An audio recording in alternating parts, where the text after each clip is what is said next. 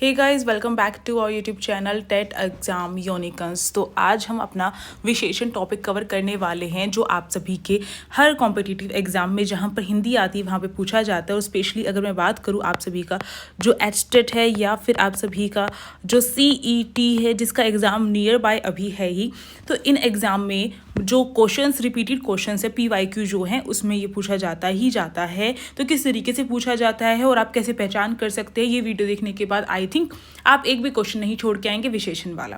तो चलिए इस शुरुआत से हम देखते हैं। और आप सभी को बता दूं एचटेट की पूरी तैयारी हिंदी को लेकर मैंने अपना जो चैनल है उस पर पीवाईक्यू आपको कवर करवाए हैं। पीवाईक्यू हमने मॉक टेस्ट के तौर पे नहीं किए हैं, यानी कि आंसर बता के आगे नहीं बढ़े हैं। हमने हर क्वेश्चन को डिटेल में डिस्कस जो है वो किया है, साथ साथ जो नोट्स वगैरह है वो भी प्रोवाइड किए आपको, और साथ ही जो फैक्ट्स जितने हो सकते हैं क्वेश्चन से आने वाले वो सारे कवर किए, जिससे आपका क्वेश्चन बिल्कुल नहीं छूटेगा। चलिए देखते हैं विशेषण क्या होता है। विशेषण का तात्पर्य ये होता है कि विशेषण क्या होता है, जो संज्ञा और सर्वनाम है उसका वर्णन करने के लिए, उसको बताने के लिए, डिफाइन करने के लिए प्रयोग में लाया जाता है। उसके जैसे कि कोई भी संज्ञा है, कोई व्यक्ति है, मैंने बोला राहुल, तो राहुल जो है, राहुल लंबा है, छोटा है, मोटा है, काला है, गोरा है, तो इसके बारे में जो है अधिक जानकारी राहुल के बारे में पता चलेगी किससे, विशेषण के द्वारा अधिक जानकारी पता चलती है हमें। तो यही चीज़ होती है। अब यहाँ पर जो है हमें देख लेना है, जैसे कि अगर मैं कहूँ राहुल छोटा लड़का है ना, ठीक है, तो इसमें क्या पता चल रहा है कि राहुल जो है छोटा लड़का है, हाइट में छोटा है, तो एक राहुल के बारे में एक अतिरिक्त जानकारी हमें पता चल रही है। तो ये विशेषण वाले होते हैं, यानी कि कोई ना कोई गुण पता चले किसी चीज़ का, या किसी चीज़ के बारे में कुछ अधिक जानकारी हमें पता चलती है, तो वो हमारा विशेषण होता है। मोटा लड़का, तो मोटा जो होगा वो लड़के के बारे में विशेषता बता रहा है।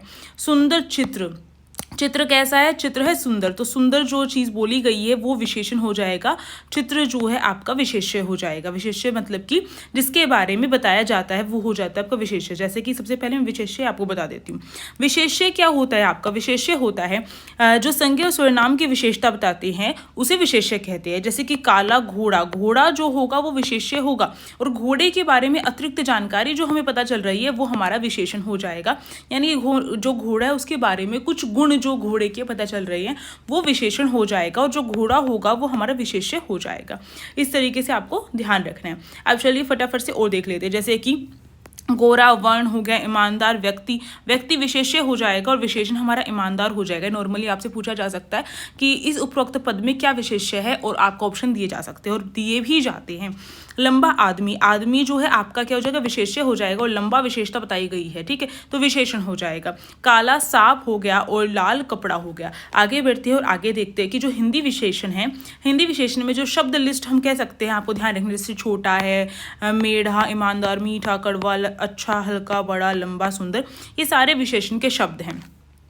हिंदी में अगर हम इनको प्रयोग करें वाक्यों में तो किस प्रकार करेंगे, जैसे कि रोहन ने लाल कमीज पहनी है, तो कैसी कमीज पहनी है, लाल रंग की पहनी है, और लाल जो है ये कमीज का एक तरीके से गुण हो गया, बताया जा रहा है कि वो किस रूप की है, किस रंग की है, इस तरीके से। तो ये गुणवाचक विशेषण इसमें हमें दिखाई देगा। और आप कैसे पहचान करेंगे, जैसे मैं अभी आपको समझाऊंगी, आपको बताऊंगी, कुछ ट्रिक्स भी बताऊंगी याद करने की, जिसके बाद आप बिल्कुल भी हर एक सेंटेंस को देखते ही पहचान जाएंगे कि हाँ इसमें ये कौन सा विशेषण है। जैसे घोड़ा तेज दौड़ता है, तो कैसे दौड़ता है, घोड़ा तेज दौड़ता है। सीता धीरे धीरे बोलती है, कोयल मीठा बोलती है, शेर दहाड़ता है, आसमान साफ है, ये सब कुछ क्या है, हमें यहाँ पे विशेषण दिखाई दे रहा है, कोई ना कोई विशेषता बताई गई है। विशेषण के भेद की बात करें तो 4 प्रकार के विशेषण के भेद होते हैं: गुणवाचक विशेषण, परिणामवाचक विशेषण, संज्ञावाचक और स्वर्णामिक विशेषण। अब यहाँ पर आपको ध्यान रखना है, परिणामवाचक और आपका जो परिणामवाचक है और जो संख्यावाचक है, इन दोनों के भी 2 भेद होते हैं, निश्चित और अनिश्चित। निश्चित और अनिश्चित करके 2 भेद रहते हैं इनके। हम कैसे समझेंगे, आपको समझाऊंगी तभी तो समझेंगे। देखो, निश्चित का मतलब होता है कुछ ना कुछ चीज़ निश्चित होना, और अनिश्चित का मतलब पूरी तरीके से चीज़ पता ना होना। अभी यही समझते हैं, आगे बढ़ते हैं और गुणवाचक विशेषण को पहले देख लेते हैं। गुणवाचक में जैसे नाम से पता चल रहा है गुण, यानी कि किसी न किसी गुण की बात होगी। गुण का मतलब या किसी दोष की बात भी हो सकती है। इसमें आपको ध्यान रखना है कि जो विशेषण होगा वो भाव, कुछ ना कुछ भाव प्रकट कर रहा हो, रंग के बारे में कुछ बात हो रही हो, दशा के बारे में, किस दशा में है, आकार क्या है, समय के बारे में, स्थान के बारे में, ठीक है, और आपका काल के बारे में। अगर इस बारे में बात हो रही है, जैसे कि अच्छा बुरा, ठीक है, बुरा जो एक दोष हो गया, ठीक है, सफ़ेद रंग हो गया, काला रंग हो गया, रोगी रोगी दशा के बारे में बताया गया है, मोटापा जो है उसका आकार बताया गया है, पतला जो है आकार बताया गया, लंबा हो गया आपका, ठीक है। और इसके बाद चौड़ा, नया, पुराना, ऊंचा, मीठा, चीनी, ठीक है, नीचा, प्रातःकालीन, ये सारे आपके गुणवाचक जो विशेषण, अगर ये शब्द आपको दिखाई देते हैं तो ये आपके गुणवाचक विशेषण में रहते हैं, तो इनको ध्यान से आपको 2-4 बार रीड कर लेना है। आगे देखते हैं, अगर इसमें क्या होगा, राम जो है बहुत मोटा है, बहुत लगा दिया तो ये जो है हम बताएंगे कि क्या होता है। अगर मैं कहती हूँ राम मोटा है, तो राम मोटा है तो मोटा क्या है, इसमें गुणवाचक विशेषण हो जाएगा। इस तरीके से आपको ध्यान रखना है। आगे चलते हुए परिणामवाचक विशेषण को देखते हैं। मोस्टली इस टाइप के जो क्वेश्चन होते हैं गुणवाचक को लेकर बहुत कम पूछे जाते हैं और आपके परिणामवाचक और संख्यावाचक को लेकर पूछे जाते हैं, क्योंकि यही थोड़ा सा इसमें आपका जो प्रश्न है उसको थोड़ा सा लेंदी बनाता है, तो थोड़ा सा कंफ्यूजन क्रिएट करता है। कंफ्यूजन वाले प्रश्न ही पूछे जाते हैं। परिणामवाचक में कोई ना कोई परिणाम हमें पता चलेगा, यानी कि परिणाम का मतलब आपको जो है हमेशा ध्यान रखना, माप तोल से मात्रा के बारे में जहां पर बात हो रही हो वो परिणामवाचक विशेषण होता है। पर जब हम माप तोल की बात करते हैं तो हमारे मन में आता है क्या वो काउंटिंग होगी, क्योंकि माप तोल तो काउंटिंग में होता है, नहीं, वो काउंटिंग नहीं होगी, आपको ध्यान रखना है। यही डिफरेंस है संख्यावाचक और परिणामवाचक में। परिणामवाचक में केवल यूनिट्स के बारे में बात होती है, ठीक है, यूनिट्स के बारे में बात होती है, जैसे कि जैसे बोला जाए 1 किलो आम, ठीक है, या फिर बोला जाए, क्योंकि मैंने यहाँ पे किलो लगाया, 1 किलो आम, ओके, मैंने किलो लगा दिया। अगर बोला जा रहा है दर्जन भर केले, दर्जन, तो 1 दर्जन केले, 4 दर्जन केले या दर्जन भर केले, तो दर्जन जो है वो क्या है, यूनिट के बारे में बात हो रहा है, ठीक है। अगर मैं केजी में बात करती हूँ वो भी यूनिट्स है। तो यूनिट्स की जब बात होती है एग्जैक्ट हमें यूनिट से हमें बताया जाता है किसी भी चीज़ के बारे में कि ये इतनी यूनिट्स चीज़ है, तो वो जो होगा वो आपका निश्चित परिणामवाचक हो जाएगा, निश्चित हो जाएगा, यानी कि हम जो है बिल्कुल श्योर होके बोल रहे हैं, क्योंकि जब हम किलो या केजी में बात करें तो श्योरिटी के साथ बोल रहे हैं कि इतने ही केजी है, इतने ही किलो है, तो ये निश्चित है। और अनिश्चित कब होगा, आपको ध्यान रखना है, अनिश्चित यानी कि जो चीज़ निश्चित ना हो, यानी कि अगर मैं कह रही हूँ चीनी के बारे में बात कर रही हूँ, चीनी जो है हम काउंट नहीं कर सकते हैं, है ना, हम एक एक चीनी को लेकर काउंट नहीं करेंगे, एक टुकड़ा हो गया दूसरा टुकड़ा होगा, नहीं करेंगे, हम इसको किलो में मेजर करते हैं, 1 किलो चीनी, 2 किलो चीनी। पर अगर हमें चीनी रखी हुई है और हमसे पूछा जाए कितनी चीनी है और आपको मालूम ना हो, तो आप देखकर बताएंगे थोड़ी सी चीनी है ना, थोड़ी सी चीनी है, ये थोड़ी है चीनी या थोड़ी चीनी है, इस तरीके से, यानी कि आप जो है उसके मेजरमेंट की जगह थोड़ा बहुत कुछ इस तरीके से लगा रहे हैं या फिर आप कर रहे हैं, तो आपका परिणामवाचक विशेषण का अनिश्चित हो जाएगा। हम उसे काउंट कर सकते हैं, यूनिट में काउंट कर सकते हैं, बट हमें उसकी निश्चित यूनिट नहीं पता है, इसलिए हम ऐसे शब्दों का प्रयोग करें तो वो अनिश्चित हो जाएगा परिणामवाचक, ठीक है, ध्यान रखना। इसमें काउंटिंग वाली कोई चीज़ नहीं आती है। जैसे बोला जाता है आपका कई केले, तो कई केले क्या होगा, आपके कई केले हैं तो आप उसको वहाँ पर काउंट कर सकते हो केलों को, यानी कि अगर 5 केले रखे हुए तो आप कहोगे कि कई केले रखे हुए हैं, आपको लगभग पता नहीं चल रहा है कि कितने केले हैं। तो अगर रखी हुई चीज़ को आप काउंट कर सकते हो तो वो आपका क्या है, संख्यावाचक में आ जाएगा। रखी हुई चीज को जब काउंट कर सकते हो तो संख्यावाचक में आ जाएगा। पर ये कई केले मैंने बोल दिया तो कई केले हम रखे हुए काउंट तो कर सकते हैं, बट मुझे एग्जैक्ट संख्या नहीं पता चल रही है, एग्जैक्ट काउंटिंग नहीं पता चल रही है, एग्जैक्ट जितने केले रखे मैंने एग्जैक्ट उतने नहीं बताए हैं, उसकी जगह मैंने कई शब्द का प्रयोग कर दिया। ये हमारा जो है अनिश्चित संख्यावाचक की बात करता है। तो यही चीज़, यही डिफरेंस है जब आपको मैं बता रही हूँ परिणामवाचक में यूनिट्स जो है अगर काउंट की जा रही है तो निश्चित होगी, और अगर यूनिट्स को काउंट ना करके कुछ ऐसे शब्दों का प्रयोग किया जा रहा है और हमें पता है कि इन चीज़ों को हम काउंट नहीं कर सकते हैं, यूनिट्स में ही मेजर कर सकते हैं, तो वो अनिश्चित परिणामवाचक होगा। और संख्यावाचक में क्या है, संख्यावाचक में आपको ध्यान रखना है कुछ ऐसी चीज़ें रखी हुई है जो हम काउंट कर सकते हैं, तो वो जो है आपकी, अगर हम काउंट करके एग्जैक्ट बता रहे हो तो निश्चित संख्यावाचक है, और अगर नहीं बता पा रहे हैं तो अनिश्चित संख्यावाचक हो जाएगा। तो यहाँ पे उदाहरण देखते हैं परिणामवाचक विशेषण का।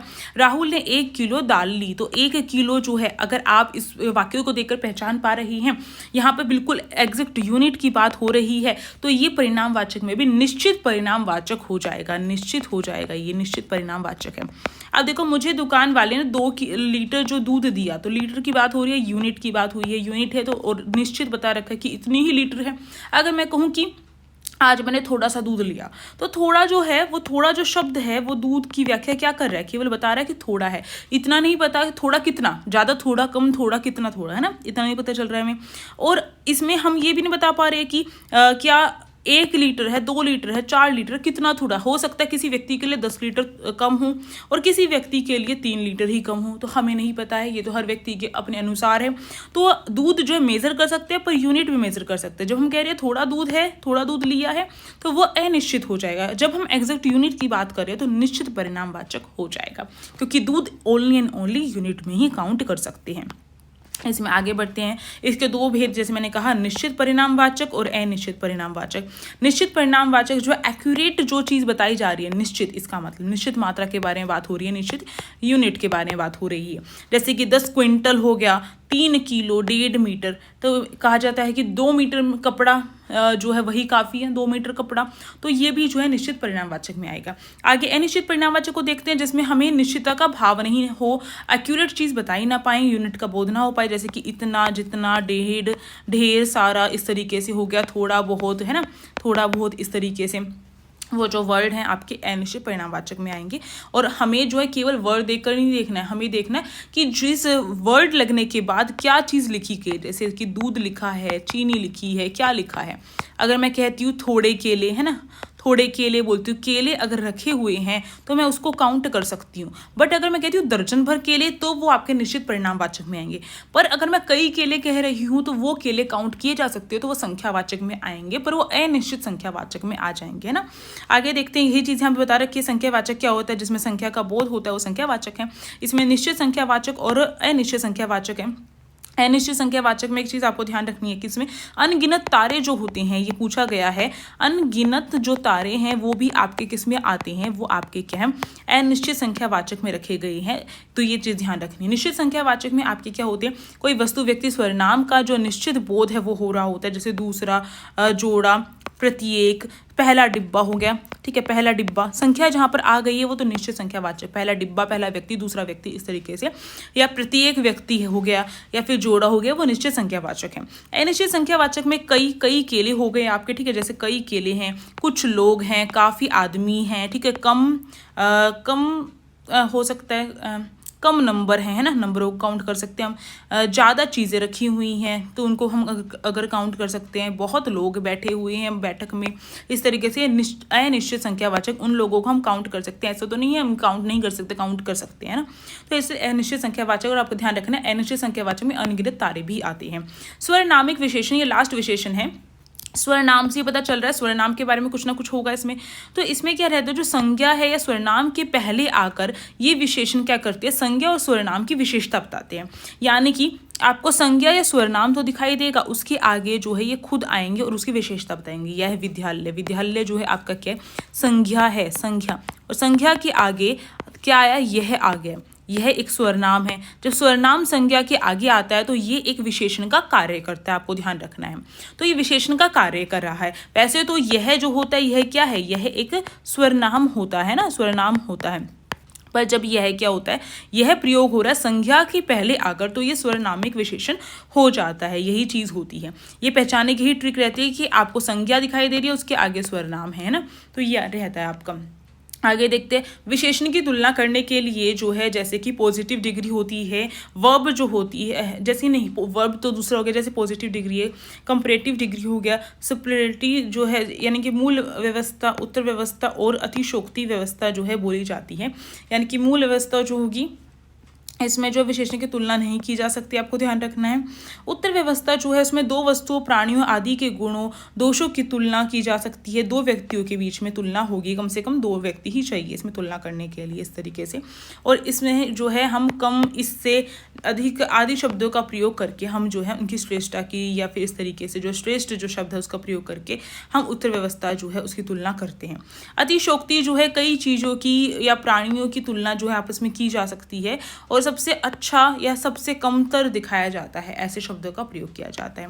अब यहाँ पे कुछ प्रश्न कर लेते हैं फटाफट से। विशेषण अभ्यास प्रश्न है ये आप सभी के लिए। पहला प्रश्न कह रहा है, निम्नलिखित में कौन सा शब्द विशेषण है?